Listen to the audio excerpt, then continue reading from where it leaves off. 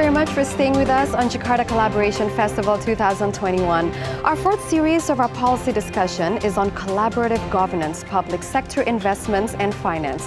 The involvement of stakeholders in local affairs has gained an important space in city governance discussions.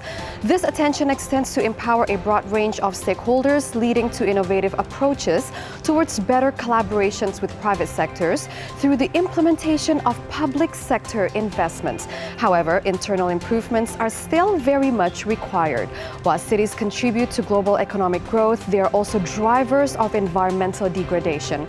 This fact has led the Indonesian government to commit to tackle climate change problems by aiming to build an environmentally friendlier city. Through collaborations with esteemed stakeholders, the DKI Jakarta provincial governments have implemented various efforts towards the implementation of eco-friendly cities.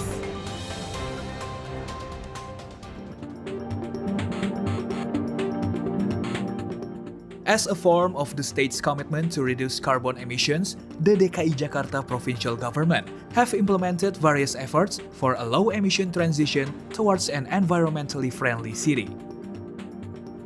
To achieve this, Jakarta is not alone. Last October, the DKI Jakarta provincial government has received an offer for collaboration with the United Nations to implement 5 programs related to climate change issues. The first one is water and climate change. The program aims to support the effort of treating land subsidence, especially in Jakarta. One of the programs that has been implemented by DKI Jakarta provincial government is vertical drainage system or infiltration wells. Second, the United Nations Environment Program.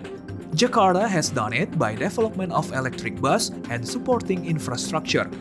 Additionally, with integrated public transportation system. The City of Jakarta adopted transit-oriented development (TOD) as the direction of development policy. Transit-oriented development is a pattern of urban planning development which is integrated with the transportation system so as to create an efficient city. It means pedestrians are the main priority in transportation management in the capital city. Third, related to the Climate Resilience Investment Program, the goal is to strengthen investment resilience in the business sector, especially in DKI Jakarta. The fourth program is Youth and Green Jobs, which include training and capacity building for green job skills in the energy sector. And the fifth is Urban Low Emission Development Strategies. This program focuses on reducing greenhouse gas emissions, which can be used to support the target of reducing greenhouse gas emissions in Jakarta. Collaboration with the private sector is also important to accelerate the establishment of eco-friendly city through investment in the public sector. One of them is done by PT Bank BTPN that distributes loans for the green building project in Jakarta, considering environmental, social, and governance aspects. Still related to emissions, there is also collaboration with Vital Strategies to conduct a study of air pollution sources inventory in 2020. The data used is fuel consumption data, industrial sector, household, and energy. Expectantly, innovation and collaboration between DKI Jakarta provincial government and all the stakeholders will push the capital city towards eco-friendly city. And to lead our discussion, we have Mr. Fazlur Rahman Hassan, the Policy Director of the Governor Delivery Unit of the DKI Jakarta Province, as our moderator. Bapak Fazlur, we're so happy to have you here with us. And as we all know, collaborative governance, it is no easy feat, Bapak, ya, because it continues to encourage better communication as well as partnership between the governments, private sectors, as well as the community. So we're very excited for this session. The floor is yours. Thank you very much, Amelia Yahya. A warm welcome to the audience and the speakers that are here today. Here we have Amin Subekti in the studio, and we have 3 distinguished speakers online. And before we start, I want to introduce you to our distinguished speakers. First, we have Mr. Amin Subekti. He is the Chief of Governor's Delivery Unit at Jakarta Provincial Government. He's a management practitioner with an extensive experience working both in public and private sector. Some of the notable positions that he has placed are the director in PLN, the Indonesian State Electricity Company, executive director in APAC Business Council, and the deputy head of planning and financing in the Indonesian Post-Tsunami Reconstruction Agency in Aceh back in 2004. The second speaker is Professor Brian Head. Hi, Professor. He's from our neighboring country, from Australia. He is a professor of public policy at the University of Queensland, focusing in policy and governance. He has also had the opportunity to work in the Queensland government for over 30 years and led a non-profit organization. Has been active in building bridges between universities, government officials, and various business and community sectors. Next, we have Mr. Isnaeni Achdiat. He is a model citizen, the founder of the startup social enterprise Media AKUTAHU. But he is also currently serves as a managing partner at Ernst & Young Business Transformation and also a lecturer at the Faculty of Economics and Business in University of Indonesia.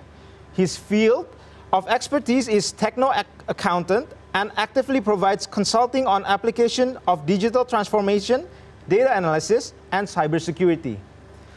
And our final speaker that we have here today is Ms. Ieva Česnulaitytė from OECD.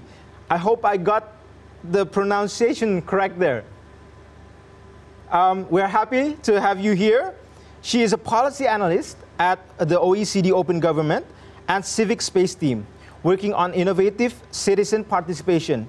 She's the co-author of the OECD report, Innovation Citizen Participation and New Democratic Institution, Catching the Deliberative Wave.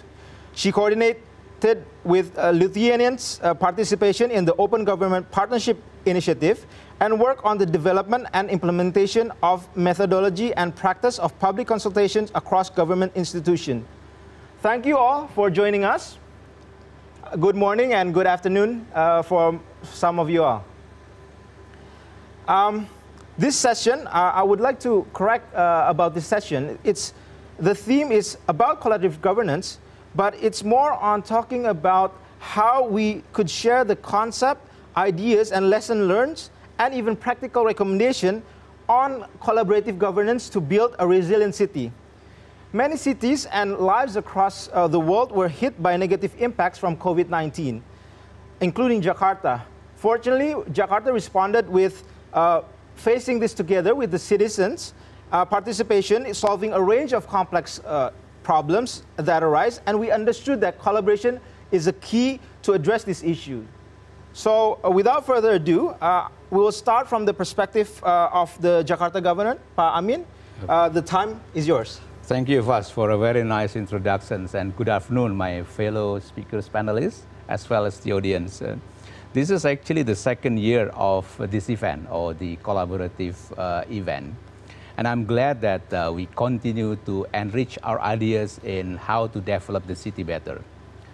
In this opportunity, I'd like to just share significance of Jakarta's development in terms of the collaborative actions and some of the myths that have been debunked, as well as the implications for the futures. First of all, I'd like to have a story that about 3 years ago, when we started to mainstream the City 4.0 concept and introduced the platform of collaborations, not few were quite skeptical.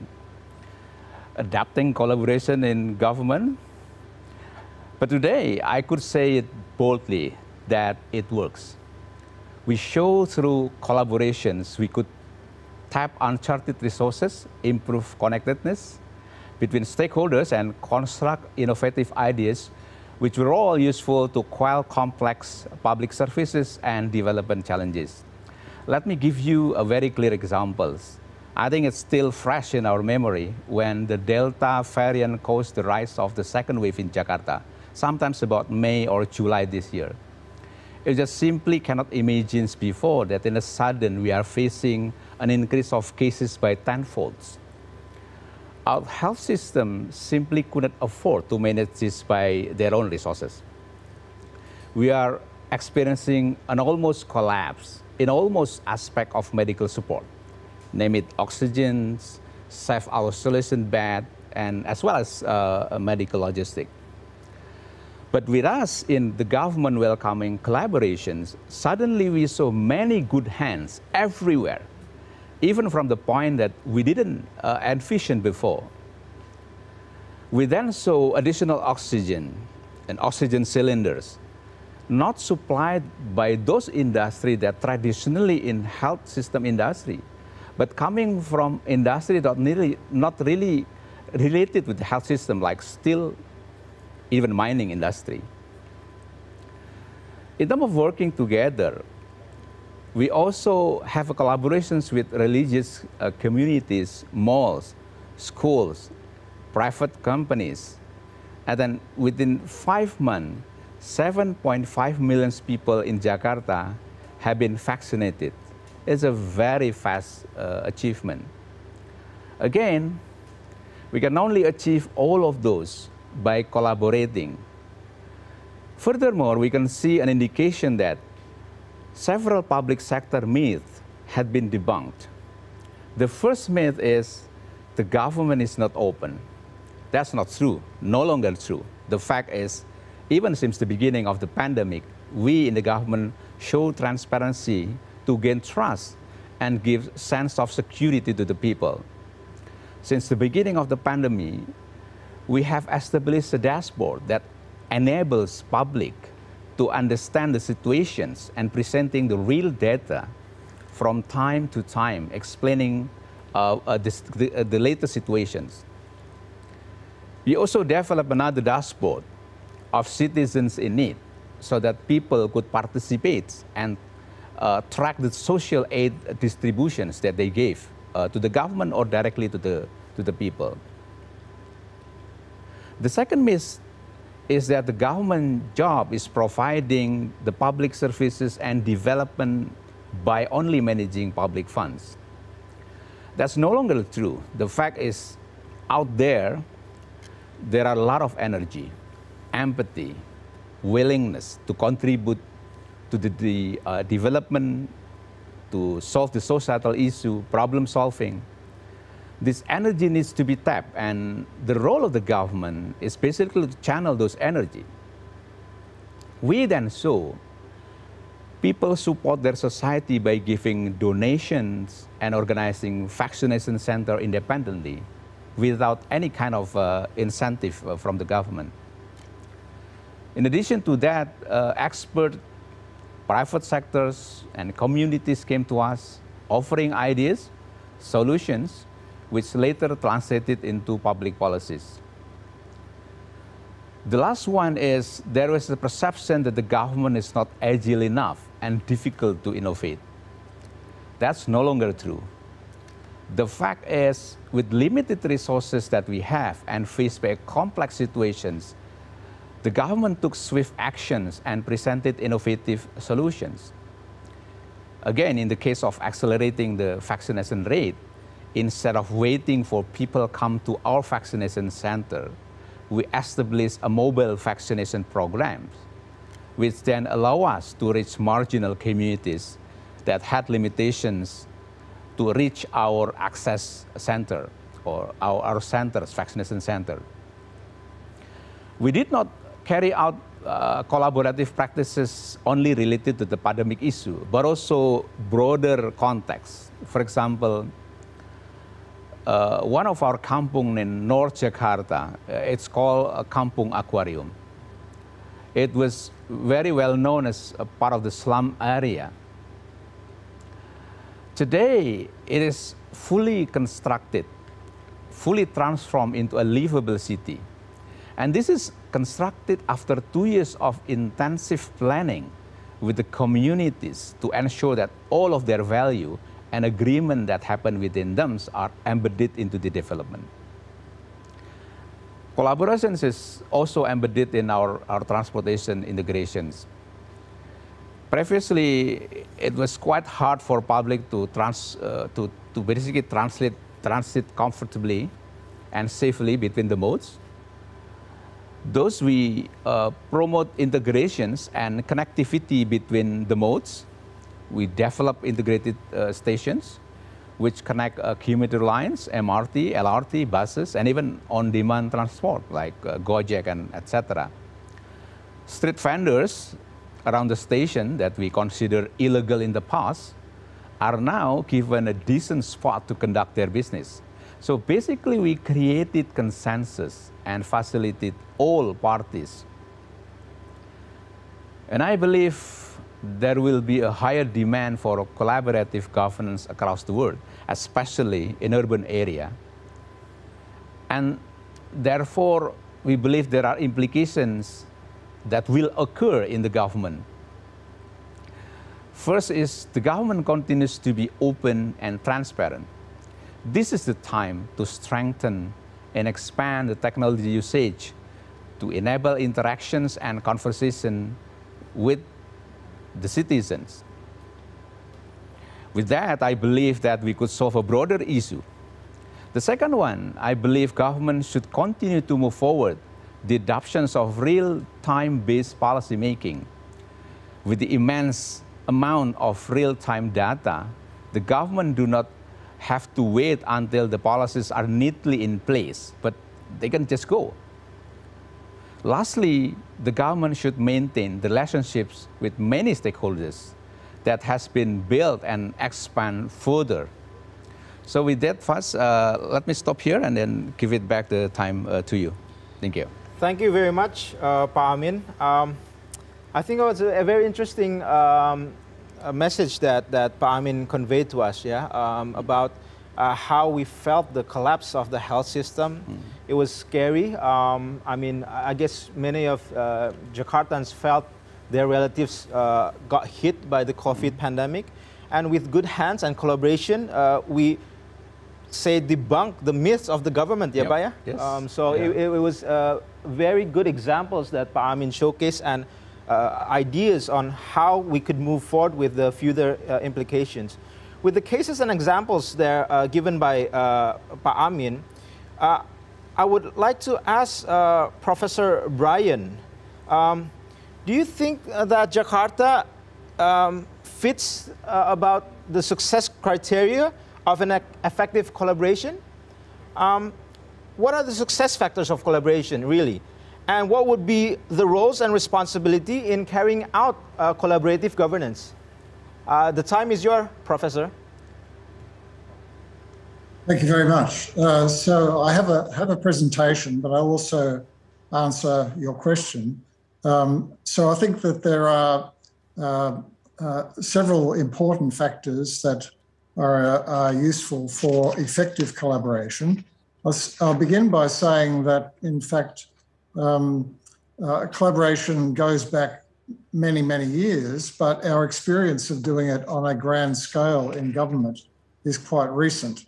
And you're quite right that we now have a good track record of success in knowing how to do it better, how to focus it, how to ensure that the key stakeholders are properly involved, and so on. So I have 6 slides in 6 minutes, and I'll do this very quickly with you. So first of all, I think the scale of what you're trying to achieve in Jakarta is very ambitious, and it's marvellous that you are attempting to do this with sincerity and with resources and with long-term commitment. I was looking at some numbers yesterday about the size of Jakarta Metro and Jakarta Province, and the population is bigger than the whole of my country. So it's a big issue, and there's a lot of coordination, a lot of conversation, a lot of talking necessary to make that all work. So I would say, first of all, that the problems we're trying to address are very large, and because they're very large, they can't be solved just by one actor, by one institution. We do actually have to find ways to work productively and successfully together, because no one has all the answers and no one has all the resources. But if we share our understanding of how to proceed and work on getting some shared goals then we can move forward very well. Can I have the next slide, please? So, thank you. My own experience working in government and then working in the not-for-profit sector is that everyone is willing to share, providing they see that everyone else is participating honestly and with some commitment. Because this takes a lot of time and effort and resources to get involved in this, but it's incredibly valuable and productive if people do work in a collaborative manner. They bring to the collaboration many things. They bring their knowledge and their experience. They bring their information. They bring their commitment to building shared goals and to helping assist in the delivery of the programs that require joint action. And I do distinguish between short-term responses to a crisis that happens tomorrow, like a natural disaster, and the longer-term collaborations that are required to build green cities or resilient cities, or responses to the United Nations Sustainable Development Goals, which are very broad and very ambitious and very connected, interconnected. So how can we work together? One thing that's come out of all the experience and indeed the research literature is that some leadership is required, some management of the forums and the networks and the joint initiatives. And that I see as an appropriate role for government. Government has stepped forward in Jakarta. Government has stepped forward in many other parts of the world to take this role. And in my experience, this is absolutely crucial for achieving success. We do need commitment to long-term conversation, long-term planning, above all developing a vision for the future that's genuinely shared. So next slide, please. So I've done a lot of research as well about success factors. I won't go through this, it's much too detailed, but if I can pick out just a couple of things that are worth mentioning specifically.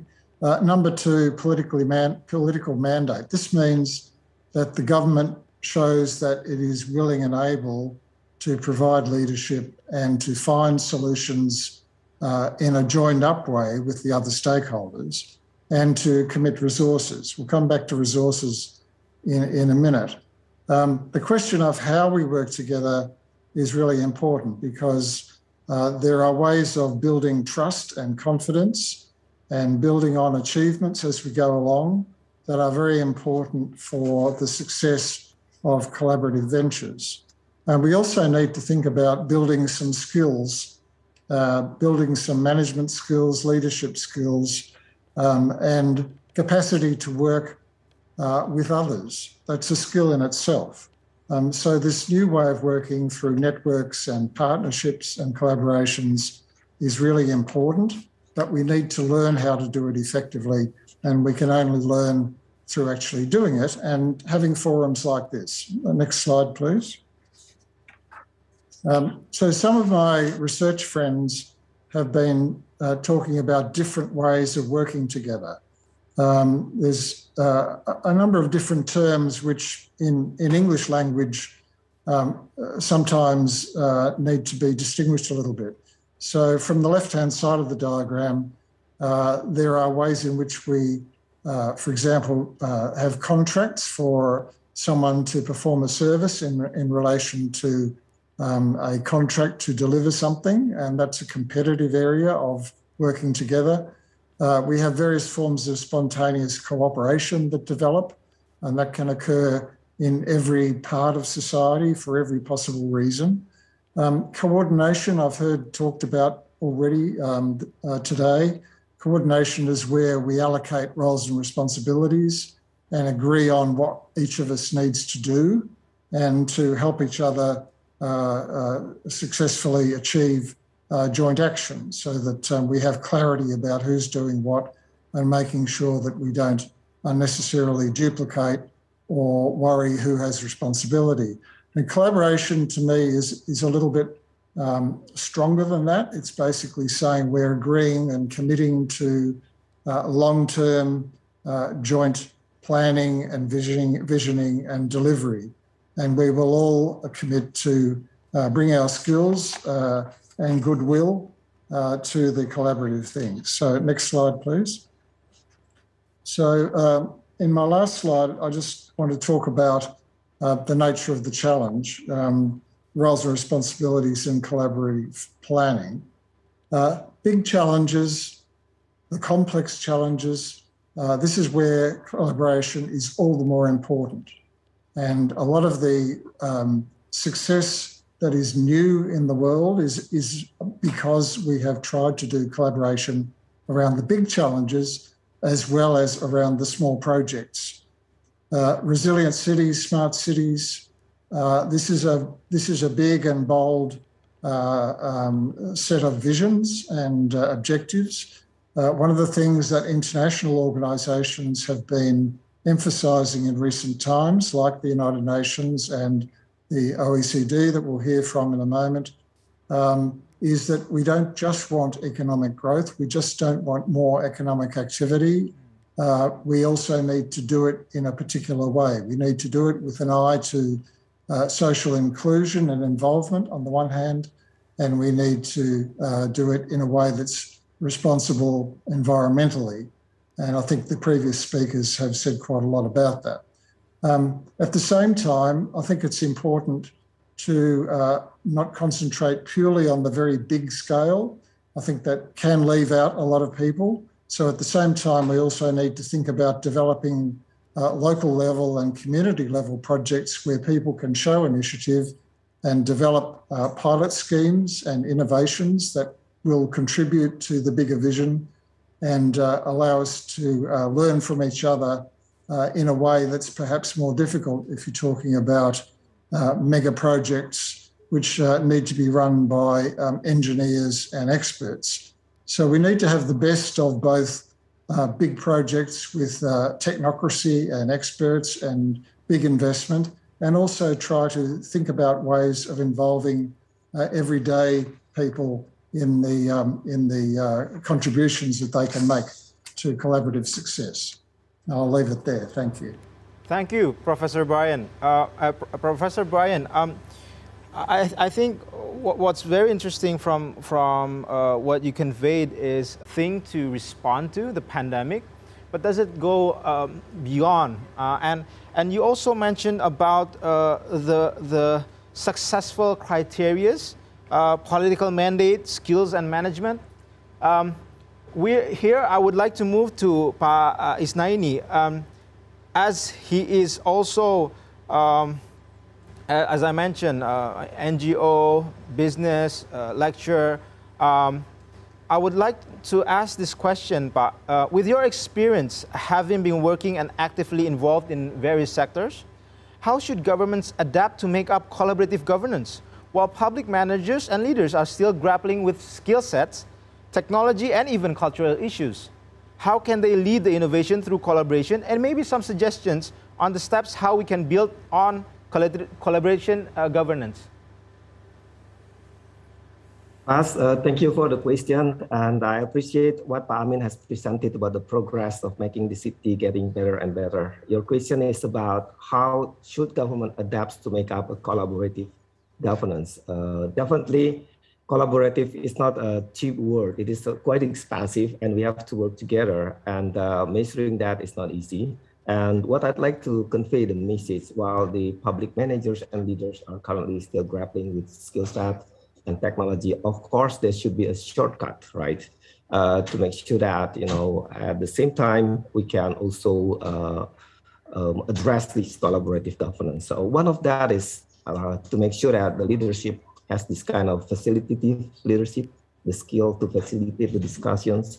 And secondly, and this is my background so much on the technology, the use of technology will let us more efficient in terms of reaching out and make the discussions will be more real time. Just for example, that I think the local government have a lot of these accounts in the social media. just to make sure that the presence and existence in there will enable participations from the citizens and allow them to make an input and so on. And the cultural issue will also require what you call this more like an inclusive public relations, for example. That will help to make up a collaborative governance while the managers and the leaders are still grappling with the skill sets today. That's my answer, Faz.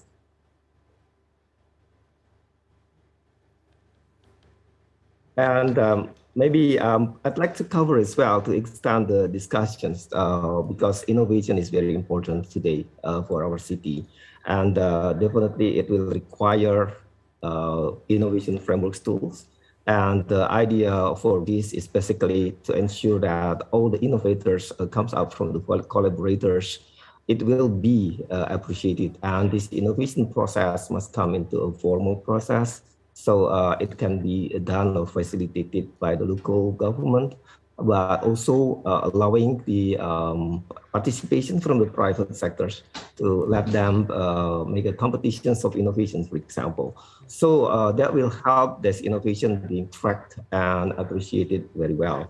I still have one more slide to explain about what the recommended steps to govern this collaborative network city, especially since we have elected officials and business executives and the broader public, which is myself too, as part of that. So these elected officials definitely have to start preparing the government resources and system to implement a collaborative governance and raise the public awareness and list all the collaborators. I think there will be many that will enable this for a more identification, sharing and effectively communicate the vision and inform all the beneficiaries that its collaborator can gain being actively engaged in the collaborations.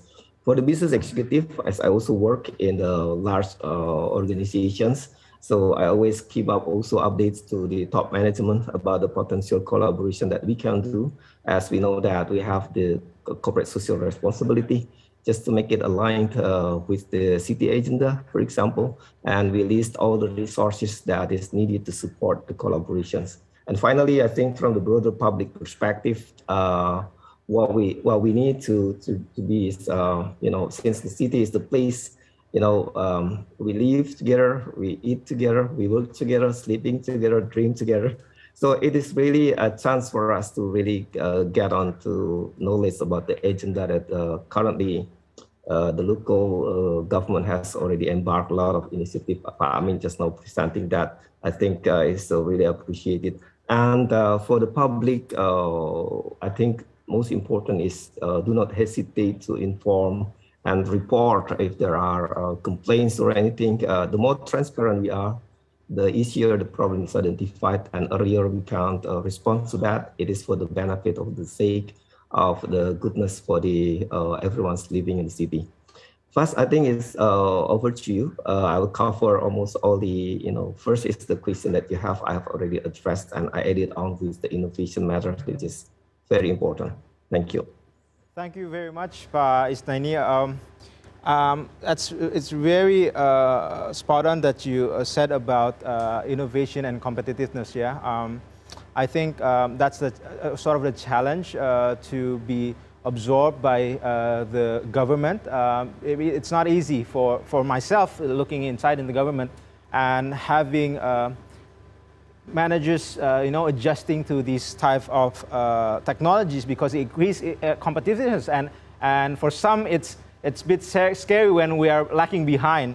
And you also, as an active citizen, mentioned about how we can contribute, on acting forward to the government. Hopefully, the government today is open for many initiatives. So people like yourself, individuals like yourself, are facilitated to act beyond to serve the city.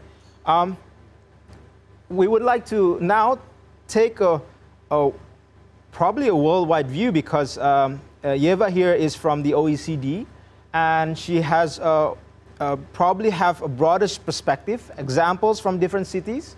We would like to hear from you what have been observed and researched by OECD in regards with collaborative governance movement. How far is it used to address city efforts? Please, Ieva. Good afternoon, and thank you very much for your question.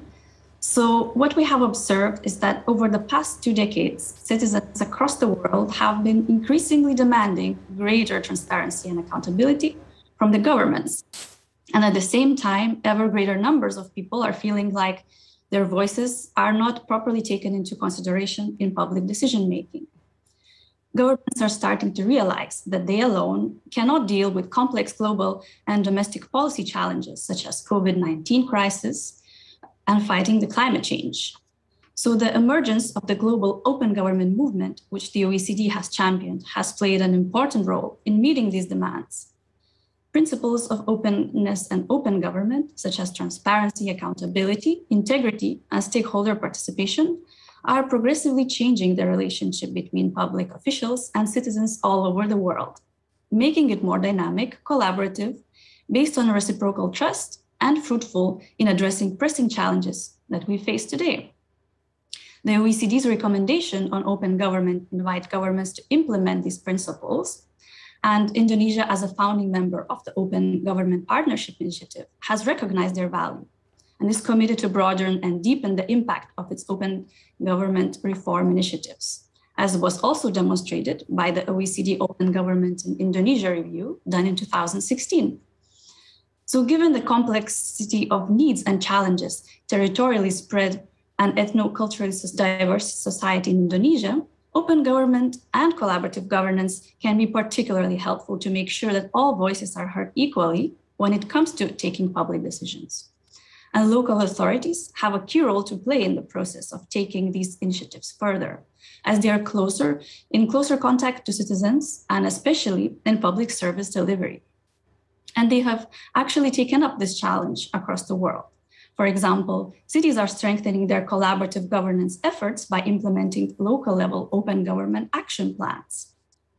Supporting the implementation of open government initiatives at subnational levels of government in a coordinated and holistic way enables to go one step further towards an open state when all branches of government collaborate and share good practices and lessons learned among themselves, and in which other stakeholders to promote open government principles and support democracy and inclusive growth. So local governments have also been some of the most active, innovative, and collaborative when engaging with stakeholders and citizens.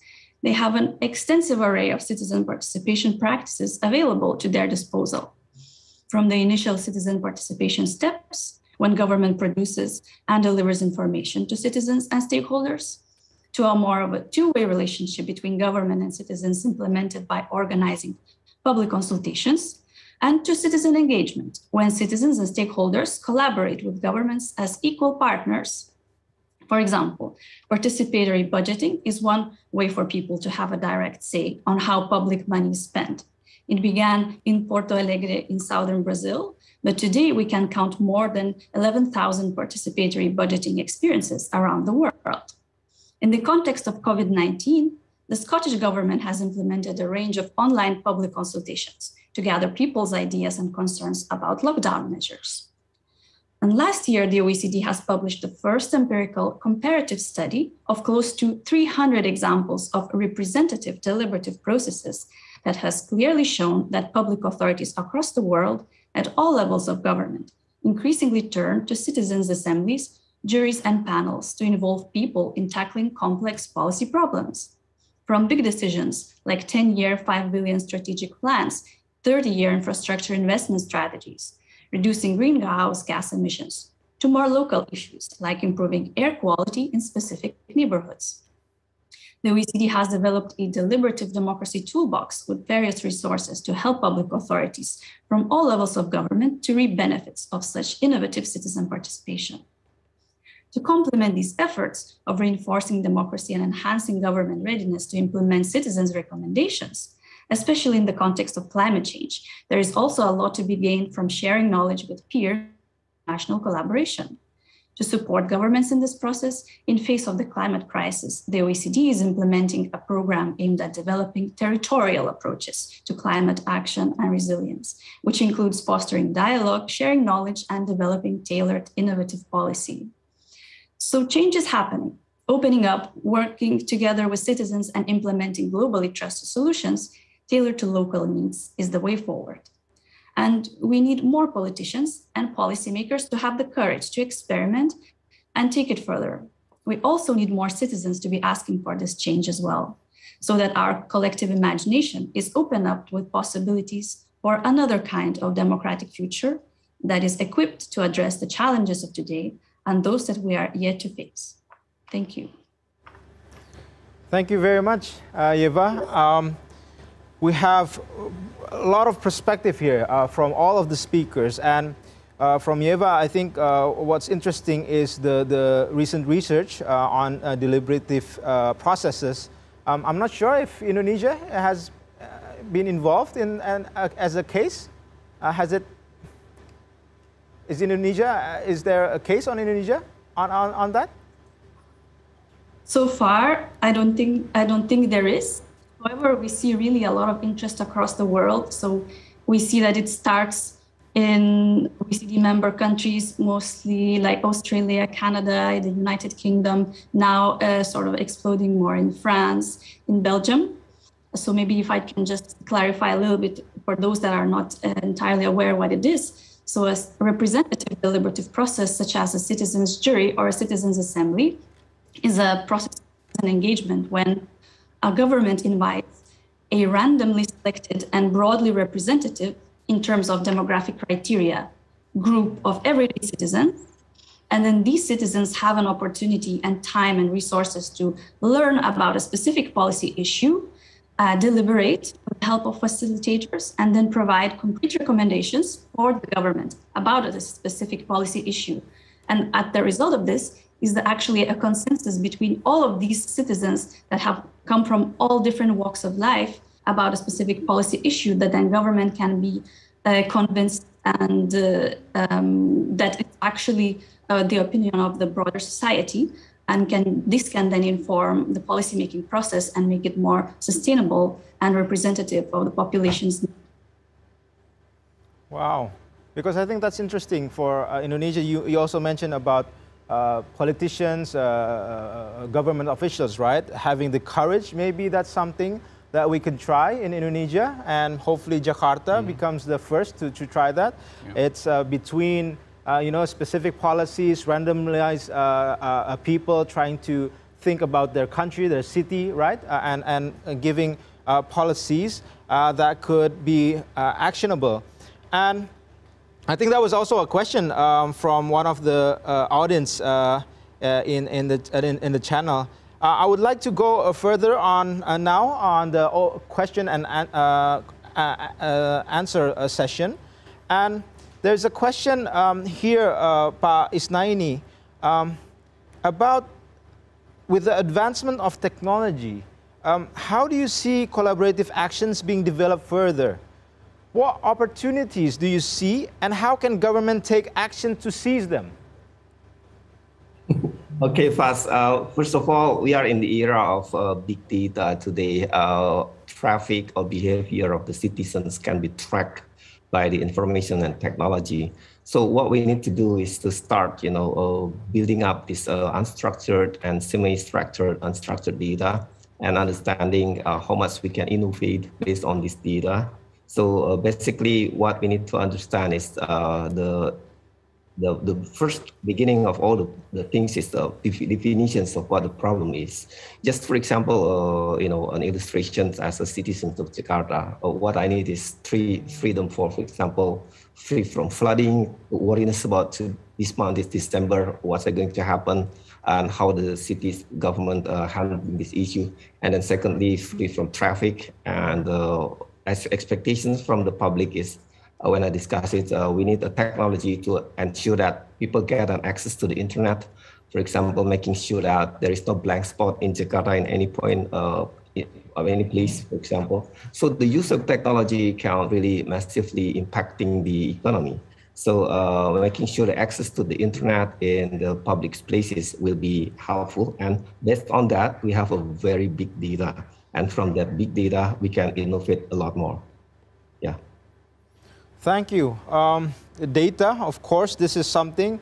And moving forward to the 5G technology, hopefully soon, or already is in Jakarta. Hopefully we can tap into those resources and government use that to collect data and improve the policies forward. Another question here we have from the audience. It's for Pak Amin Subekti, Pak. What has Jakarta prepared to escalate and expand today's collaboration to go beyond the pandemic? Maybe following also to Pak Isnaeni's answer there. Yeah, I think just to follow up on what Pak Isnaeni mentioned. I mean, technology again, we understand and we think that play a very important role in terms of facilitating the collaborations, because then with technology we can basically overcome the red tape of bureaucracy, the rigid structure, and then the rigid culture that typically adopted within the government. So basically with technology, then we overcome all of that. Like the initiative that happened in Jakarta is with the introductions of the application or platform, we call it the Sijaki, the Jakarta Kini, which basically is super apps, where you can see not only the dashboards of the pandemic-related data, but also the data that related things that mentioned by Pais. For example, if you want to see where the kind of flooding would happen if there is a big rain in southern part of Jakarta, for example, you can check it out within that.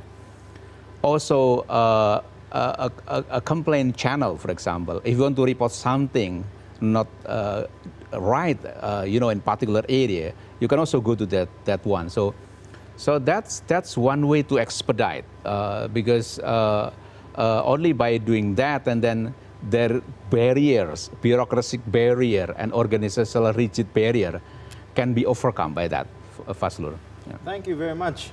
I think that's something moving forward to a digital citizen participation tool, yeah, Pak? Yeah? Yes.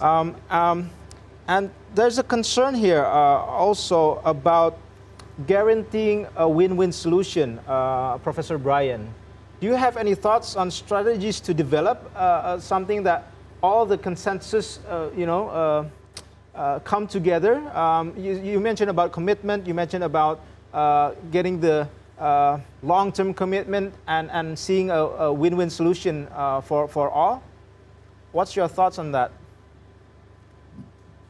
Absolutely, and I think the whole purpose of a collaborative strategy is to try and work towards win-win solutions so that everyone feels that their voice has been heard and their interests have been put on the table and taken seriously, and that the government in particular has taken steps to resolve conflicts and to develop some shared medium long-term goals that everyone can support.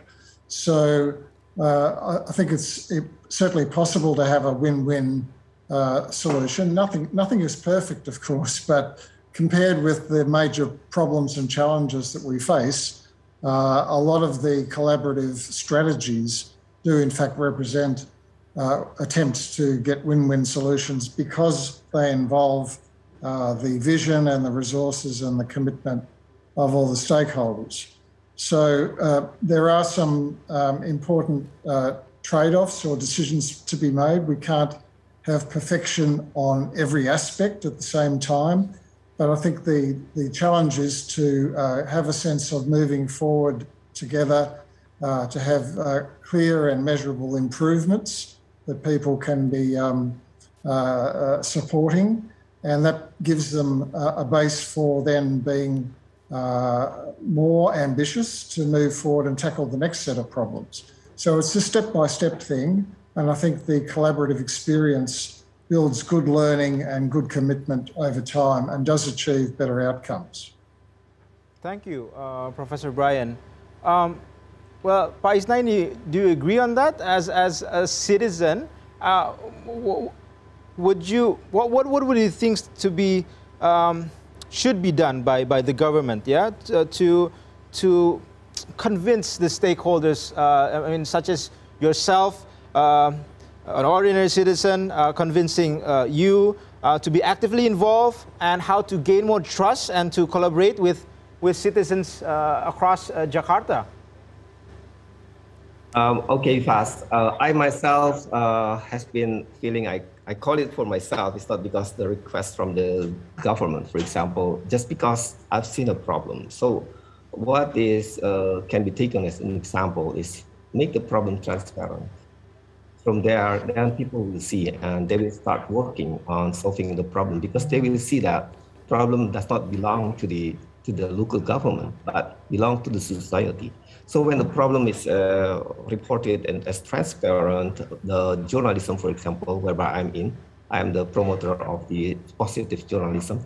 So when the problems put it in a transparent way, it makes a call for the citizens of Jakarta to start thinking of solving the problem. By just doing that, it's just already a very good beginning, you know. And I think the government of the local government of Jakarta can also invite a more session like this, and by community to community. And if I may suggest that it should not only be one social media account of the governor, for example, or on each of the initiative or big program that we have, we can create a dedicated account in the social media. By doing that, the problems or the transparency or even the solution that comes up can be seen by a segment of the community. So it doesn't always concentrate into one of the account in the local government. I think that would be my suggestion. Thank you very much. I think you echoed on Professor Brian's about transparency, about making things up front, the commitment up front, sharing to the public. And I think that's a very great input for us, the government. Hopefully this is recorded and it will be shared to our colleagues in the government, saying that we should give a dedicated account, be transparent in all the events, and it's good for the people who's holding this event. Congrats, because it's a feedback from you, Pa. Talking about the subnational level government, Ieva, is there cases where you see the relationship, how the relationship is connected with the central government in terms of making these collaborative actions in place? You mentioned about the local governments are championing this, but of course we need the support also from the central government. Do you have any views on that? Yes, thank you for this interesting question. So it's true, as you already mentioned, that cities are leading the way because they are, in fact, much closer to the citizen than the national level government. However, it's important to coordinate these citizen participation and engagement efforts on different levels of government and make sure that, you know, they feed one another in some way, for example. So there's an interesting example in France where there have been these local discussions and debates in different communities where the recommendations of the citizens were then feeding up to a more national level panel that was then generated propositions and recommendations for the government. So there are different ways that there could be these opportunities to connect these different engagement methods and make sure that there are a sort of a constellation and a strategy that is coherent and holistic. So I think that's a very important point. And another thing, I think it's really important to create these channels of learning from the experiences between these different levels of government, as well as sharing skills and know-how between policymakers on a national level, on a local level, a regional level, so that we can strengthen these capacities of government. Yeah, about sharing skills, I think that's definitely right. There's this disparity sometimes, yeah, on local government, especially in Indonesia. I think Jakarta is close to the central government, right? But I mean, going beyond Jakarta, I think that would be challenges. Thank you for your answer. There's another question here. Prof. Brian, do you have any thoughts on which major factors that would be which major factors that contribute in constructing collaborative governance? If you may point out one or the two main things that you mentioned before, but I mean, moving forward, what would you say? This is the punchline for us for the government to step forward. Thank you for the question. I think the key thing is to sincerely develop a shared set of goals and visions and strategies that the population believes they have been involved in contributing to, and where they can see how they can contribute also to actions to resolve those problems. So it's having some sense of direction and shared purpose and possibility of contribution. That's the big picture framework. And then at the practical level, this needs to be complemented with assurances that resources and investment will follow from a range of different levels. For example, there's a lot of areas that absolutely would require central government assistance and can't be done at the provincial level or the local level. So some kind of joining together of the levels, as you were saying in the previous question, will prove to be really important. The other thing we haven't talked about a lot is that different groups of citizens have different capacities to get involved.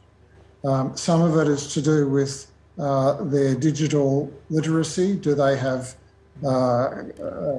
skills with internet use? Do they in fact have good connectivity to the internet?